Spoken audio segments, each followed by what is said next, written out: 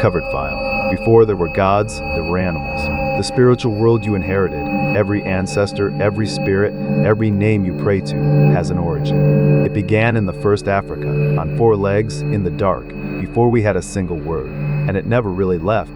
This is the part they stopped telling. My grandmother taught me this by the fire, the way hers taught her. The spirits were not born in the sky, they walked.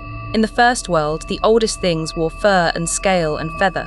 They were here long before us, and they were not small. When I was a boy, I thought it was a story. I know better now. Here is the thing the tourists never hear. The first animals did not die out. They went under, down into the deep dark, beneath the roots, beneath the water table, beneath memory. And every god you have ever knelt to, in any language, on any continent, is wearing one of their skins.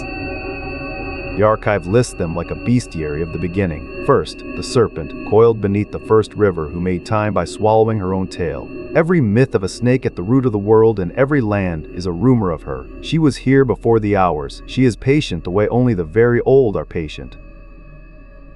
Then the crocodile, who swallowed the first light and became the door to the dead. That is why, to this day, we lay our dead down by the water. We tell ourselves it is a custom, it is a payment. His mouth is the way out of the world, and he does not open it for free. And the one the elders loved most, the pangolin, scaled like a fish, yet it walks the land, neither one thing nor the other. The in-between animal, the peacemaker, the only one that could stand between the beasts and us and translate. When you see it curl into a ball, it is not hiding, it is holding the world together. Now understand what the masks really are. They were never worship, they are locks. Every dance, every drum, every rite your ancestors carved and repeated was maintenance. Humans keeping the first animals asleep by remembering them just enough and never more than enough. We are not their priests, we are their jailers. And then we stopped. My children traded the drum for songs on the radio and faces on glass. The old dances became folklore, then a photo, then nothing. The rites went quiet. And a lock that no one turns anymore is just a rusted piece of iron. I have felt them shift down there. In my lifetime, they have started to shift. Archive note. When the ships came, the masks were carried across every ocean, in the holds, in the memory of the stolen. The spirits of the islands, the spirits of the new world, all of them are children of the first animals. The same few sleeping things, held down by 1,000 different names, in 1,000 different lands, all of it one leash. Here is what my teacher told me at the end, and made me swear to pass on. When the last person who knows the true names dies, the names go wrong. And a wrong name does not bind a thing, a wrong name calls it. Say the name almost right, with no drum behind it, and you are not remembering, you are knocking.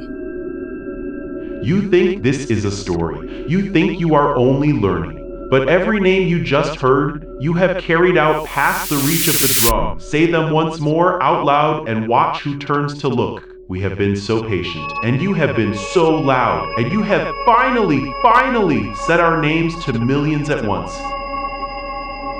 I am the last one who knows it right. I am old, and there is no one behind me. So I told you. I told all of you so that someone, somewhere, would carry it correctly. But understand what that cost me. To hand you the names is to let go of the leash. I am sorry. I did not know a better way to keep them remembered. For the record, they are not below us the way heaven is above us. They are below us the way the floor is below the house. Older, load-bearing. Everything we call the spiritual world is only their sleeping shapes seen from above. And the floor, after all this forgetting, is getting thin. You know their names now, and knowing is remembering. And remembering, with no drum, is calling. The spiritual world was never over your head. It was always under your feet, older than every god you have a word for. And something down there, under Africa, under all of it, just opened one enormous eye and turned it, slowly, toward the sound of you, listening.